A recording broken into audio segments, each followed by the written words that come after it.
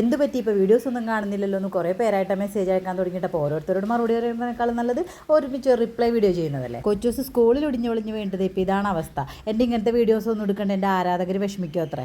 നടക്കാൻ ബുദ്ധിമുട്ടാണെങ്കിലും കയ്യിലിരിപ്പിന് മോശമൊന്നുമില്ല കേട്ടോ. പിന്നെ അടുത്തത് അച്ചു എക്സാം ആണെന്നും പറഞ്ഞ് ബുക്കും തുറന്നിരിക്കാൻ തുടങ്ങിയിട്ട് കുറേ ദിവസമായി. എന്താവോ എന്തോ എൻ്റെ മിഷ്യൻ്റെ ടേബിൾ കയ്യേറിയിട്ട് കുറേ ദിവസമായിട്ട് ആ ടേബിളും ഈ ടേബിളിലും എല്ലാം പുസ്തകങ്ങളും ഇവരുടെ കാര്യങ്ങളൊക്കെ ഇങ്ങനെ വലിച്ചു വാരിയിട്ടാക്കി. പിന്നെ ഞാൻ എവിടെ നിന്നാണ് വീഡിയോസൊക്കെ ചെയ്യുന്നത്? ബാക്കിയുള്ളതേ കല്ലും കയ്യേറി. 10ാം ക്ലാസ് കഴിഞ്ഞപ്പോൾ അച്ചുവിനെ ട്യൂഷൻ ചേർത്തുകൊണ്ട് അവൻ ഇനിയിപ്പോൾ എൻ്റെ ഹെൽപ്പ് വേണ്ട. പക്ഷെ കൊച്ചൂസിന് ഞാൻ തന്നെ ഒരു ആശ്രയമുള്ളൂ. നല്ല അനുസരണയാണല്ലോ. ഇങ്ങോട്ട് പാടാന്ന് പറഞ്ഞാൽ അങ്ങോട്ട് പോകണ സ്വഭാവമാണ്. അതുകൊണ്ട് എക്സാം ആയിക്കഴിഞ്ഞാൽ തലക്ക് ഭ്രാന്തായി പോകും. വേനലായതുകൊണ്ട് തന്നെ ചെടികൾക്കൊക്കെ മിക്കപ്പോഴും വെള്ളം ഒഴിക്കണം. അപ്പോൾ എല്ലാം കൊണ്ട് നല്ല തിരക്കാണ്. അതുകൊണ്ടാണ് കുറച്ച് ദിവസമായിട്ട് കാണാത്തത്. പിന്നെ ഇതേപോലുള്ള പൂക്കളൊക്കെ കണ്ടു കഴിയുമ്പോഴൊരു സന്തോഷം. എൻ്റെ ഡ്രസ്സിൻ്റെ സെയിം കളർ പൂ വിരിഞ്ഞാക്കണം.